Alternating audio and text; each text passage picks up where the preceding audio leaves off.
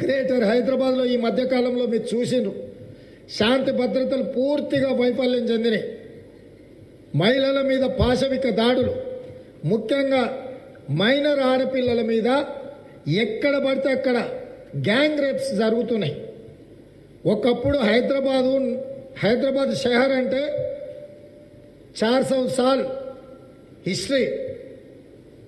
ఇక్కడ ఏ ప్రాంతంలో చూసినా ఒక సంస్కృతి, ఒక గొప్ప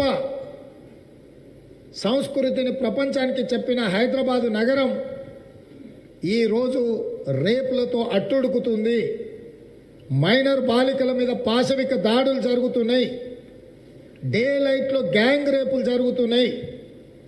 ఎవరైనా నేరస్తులు కానీ లేకపోతే పాశవిక మనస్తత్వం ఉన్న వ్యక్తులు కానీ ఇలాంటి అసాంఘిక కార్యక్రమాలకు పాల్పడి ఆడపిల్లల మీద అరాచకంగా దాడులు చేస్తే పాలకులు ప్రభుత్వం నిలువరించి కఠినంగా శిక్షించే సాంప్రదాయం గతంలో ఉండే.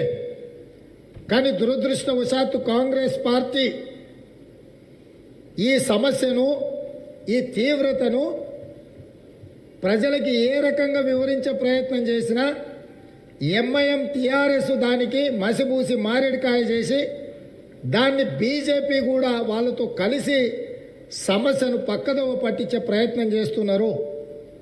అందుకే నిన్న మొన్న జరిగిన జూబ్లీహిల్స్ సంఘటన కావచ్చు, ఓల్డ్ సిటీలో జరిగిన సంఘటనలు కావచ్చు, ఒక 15 రోజుల్లో 8 మంది మైనర్ బాలికల మీద గ్రేటర్ హైదరాబాదులో రేప్ సంఘటనలకు లోనైనరు. ఎక్కడ కూడా కుటుంబాలకు భరోసానిచ్చి నేరస్తులను శిక్షించడానికి రాష్ట్ర ప్రభుత్వం ప్రయత్నం చేస్తలేదు. ఈరోజు నేరగాళ్ళు నేరం చేస్తే శిక్షించాల్సిన ప్రభుత్వమే నేరాలకు పాల్పడుతుంది. ప్రభుత్వంలో ఉన్న పెద్దలే ప్రత్యక్షంగా నేరంలో భాగస్వాములు అవుతున్నారు. ఇవాళ జూబ్లీహిల్స్లో జరిగిన సంఘటనలో ప్రభుత్వంలో పరిపాలనలే ఎంఐఎం టీఆర్ఎస్ భాగస్వాములు కాదు, చివరికి గ్యాంగ్ రేప్లలో కూడా టీఆర్ఎస్ ఎంఐఎం భాగస్వాములుగా మారి మైనర్ బాలికల మీద పాశవికంగా దాడి చేసి గ్యాంగ్ రేపులు చేస్తున్నారు. స్పందించాల్సిన రాష్ట్ర ముఖ్యమంత్రి స్పందించడు. భరోసానివ్వాల్సిన రాష్ట్ర ప్రభుత్వం భరోసానివ్వదు. నేరగాళ్లను పట్టుకోవాల్సిన రాష్ట్ర ప్రభుత్వం నేరగాళ్లను పట్టుకోదు. ప్రపంచంలో ఏ మూలకి ఏ సంఘటన జరిగినా స్పందించే అసదుద్దీన్ ఓవైసీ గారు హైదరాబాదు నడిబొడ్డున జరిగిన గ్యాంగ్ రేప్ గురించి ఇంతవరకు ఒక మాట మాట్లాడతలేడు. అసదుద్దీన్ ఓవైసీ గారి వ్యవహార శైలి చూస్తుంటే ఆయన సొంత మనుషులు హత్యలు చేసినా, రేపులు చేసినా, గ్యాంగ్ రేపులు చేసినా బారాకున్ మాఫ్ అన్నట్టుగా వారి వ్యవహార శైలి ఉన్నది. ఈరోజు ఈ గ్యాంగ్ రేపులల్లా లేకపోతే భూ ఆక్రమణలల్లా హత్యలల్లా టీఆర్ఎస్ ప్రధాన పాత్ర పోషిస్తుంది. టీఆర్ఎస్కు ఎంఐఎం సంపూర్ణంగా సహకరిస్తుంది. పరిపాలనలోనే భాగస్వాములు కాదు, గ్యాంగ్ రేపులలో కూడా టీఆర్ఎస్ ఎంఐఎం భాగస్వాములుగా మారి ప్రజల మీద పాశవికంగా దాడులు చేస్తున్నారు. మరీ ముఖ్యంగా మహిళల మీద, మైనారిటీ తీరని ఆడపిల్లల మీద ఈ రకమైన గ్యాంగ్ రేపులు చేస్తున్నారు. కాబట్టి దీనికి సంబంధించి జూబ్లీహిల్స్ రేప్ సంఘటనలో మా విద్యార్థి విభాగం ఎన్ఎస్వై, మా యువజన విభాగం, మా మహిళా విభాగం, ముఖ్య కాంగ్రెస్ నాయకులందరూ కూడా వివిధ రూపాలలో నిరసన తెలపడం జరిగింది, ధర్నాలు చేయడం జరిగింది, ముట్టడి చేయడం జరిగింది. అయినా ముఖ్యమంత్రి గారు మాత్రం మూలుగుతలేడు. ఎందుకో ముఖ్యమంత్రి గారు ముక్కు మూసుకొని కూర్చున్నాడు.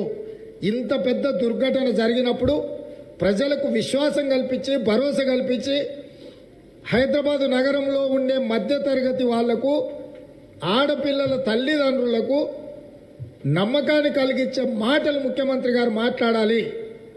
సంఘటన జరిగిన మరుక్షణం అధికారులతో సమీక్ష చేసి సంబంధిత శాఖ మంత్రిని పిలిపించి విచారణ చేయించి సంఘటన మీద ముఖ్యమంత్రి గారే ప్రత్యక్ష పర్యవేక్షణలో చర్యలు తీసుకొని ముఖ్యమంత్రి గారు ప్రజలకు విశ్వాసం కల్పించాల్సిన అవసరం ఉండే. ప్రత్యేక కోర్టు ఏర్పాటు చేయడం ద్వారా 100 రోజుల్లోనే నేరస్తులకు శిక్ష పడే విధంగా రాష్ట్ర ప్రభుత్వం చర్యలు తీసుకుంటుందని చెప్పి నేరగాళ్లను భయపెట్టే విధంగా చర్యలు ఉండాల్సిన అవసరం ఉండే. ముఖ్యమంత్రి గారు గతంలో మాట్లాడిను, ఆడపిల్లల వైపు కళ్ళెత్తి చూడాలంటే లాగులు తడవాలని అసెంబ్లీలో చెప్పిండు. నేను ఇవాళ అడుగుతున్న ముఖ్యమంత్రి గారు, నీ పార్టీ వాళ్ళు, నీ పొత్తుల పార్టీ అయిన ఎంఐఎం వాళ్ళు రేపులు చేసినా కూడా మీ మాట పెగలదా? ఇంత అరాచకంగా పాశవికంగా గ్యాంగ్ రేప్ చేసిన ఎంఐఎం టీఆర్ఎస్ మీద, మీ నాయకుల మీద ఇంతవరకు చర్యలు తీసుకోలేదు. వక్ఫ్ బోర్డు చైర్మన్ను తొలగించలేదు, ఎంఐఎం లీడర్లను అరెస్టు చేయలేదు. ఇందుకు వినియోగించిన వాహనాలు ఎవరు, ఇందుకు సహకరించిన వాళ్ళు ఎవరు, ఏ రకమైన చర్యలు తీసుకోలేదు.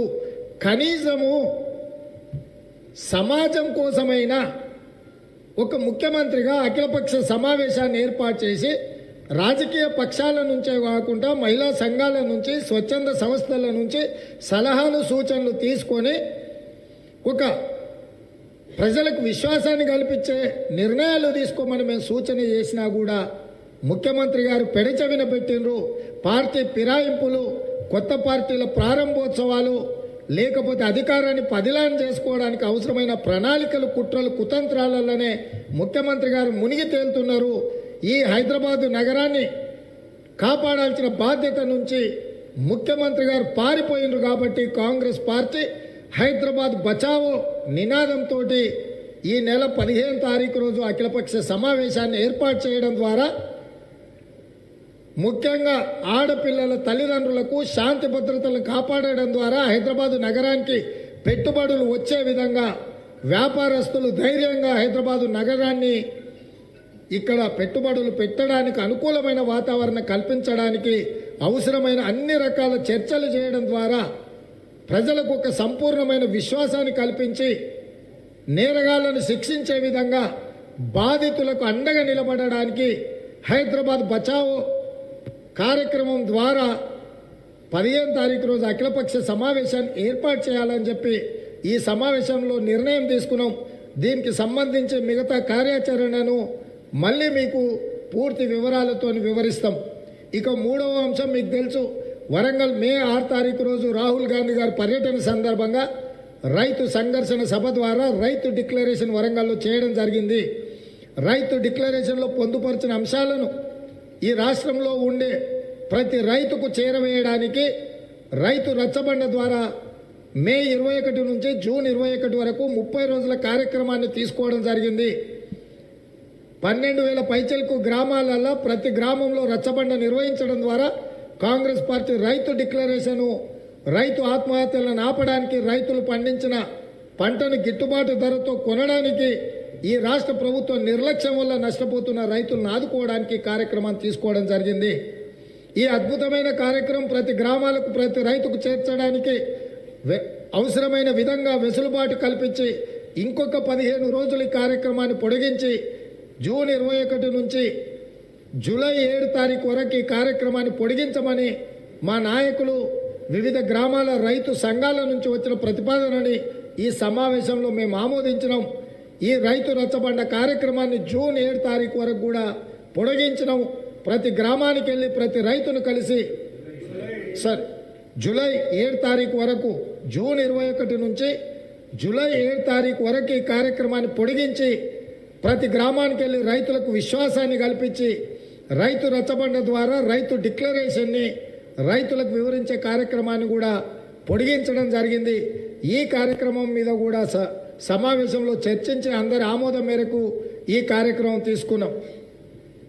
ఈ సమావేశంలో 3 అంశాల మీద చర్చించడం, 3 అంశాల మీద తీర్మానాలు తీసుకున్నాం. ఒకటి, ఈ నెల 13 తారీఖు రోజు రాహుల్ గాంధీ గారిని ఈడీ ఆఫీస్కు పిలిపించడం ద్వారా గాంధీ కుటుంబాన్ని అవమానించి శ్రీమతి సోనియా గాంధీ గారిని కించపరచడం ద్వారా, రాహుల్ గాంధీ గారిని అవమానించడం ద్వారా కాంగ్రెస్ పార్టీని బలహీనపరచాలని నరేంద్ర మోడీ, అమిత్ షా గారు చేసిన కుట్రలను తిప్పికొట్టడానికి నక్లెస్ రోడ్డులో శ్రీమతి ఇందిరాగాంధీ గారి విగ్రహం నుంచి బషీర్బాగ్లో ఉన్న ఈడీ కార్యాలయం వరకు శాంతియుతంగా ప్రజాస్వామ్య పద్ధతిలో ర్యాలీని నిర్వహించి ఆ ర్యాలీలో అందరం నల్ల డ్రెస్సులు వేసుకొని ప్రజాస్వామ్యాన్ని కూని వేసిండు మోడీ. కాబట్టి అందరి నాయకులు కూడా వీలైనంత మేరకు నల్ల డ్రెస్సులు వేసుకోవడం ద్వారా ప్రజాస్వామ్యానికి జరిగిన అవమానాన్ని నిరసన తెలుపుతూ, ఒకవేళ నల్ల డ్రెస్సులు వేసుకోకపోతే నల్ల కండువాలు వేసుకొని అందులో పాల్గొనే వాళ్ళందరినీ కూడా నల్ల డ్రెస్సులతో హాజరు కావాల్సిందిగా పిలుపునిస్తున్నాము.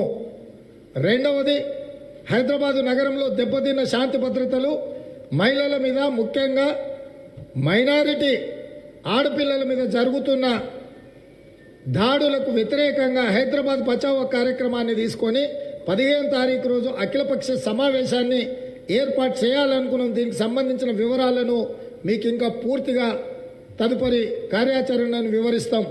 మూడవది, రైతు రచ్చబండను మే 21 నుంచి జూన్ 21 వరకు నిర్వహించాలనుకున్న కార్యక్రమాన్ని జూలై 7 తారీఖు వరకు పొడిగించడం జరిగింది. ఈ కార్యక్రమాన్ని కూడా రైతుల దగ్గరికి తీసుకెళ్లాలని ఈ 3 కార్యక్రమాల మీద సమావేశంలో చర్చించి నిర్ణయాలు తీసుకోవడం జరిగింది. దీన్ని మీడియా మిత్రులకు సంపూర్ణ సమాచారాన్ని వివరించే ప్రయత్నం చేస్తున్నాం. హాయ్ ఫ్రెండ్స్, మా టుడే టుమారో యూట్యూబ్ ఛానల్ చూస్తున్నందుకు చాలా థ్యాంక్స్. మరిన్ని లేటెస్ట్ వీడియోస్ కోసం వెంటనే సబ్స్క్రైబ్ చేయండి. అలాగే ఈ బెల్ ని కూడా రింగ్ చేసేయండి. మా నోటిఫికేషన్స్ అన్ని మీ మొబైల్లో వస్తాయి. అలాగే మా వీడియోస్ మీకు నచ్చితే లైక్ చేయండి, షేర్ చేయండి, నచ్చకపోతే కామెంట్ చేయండి.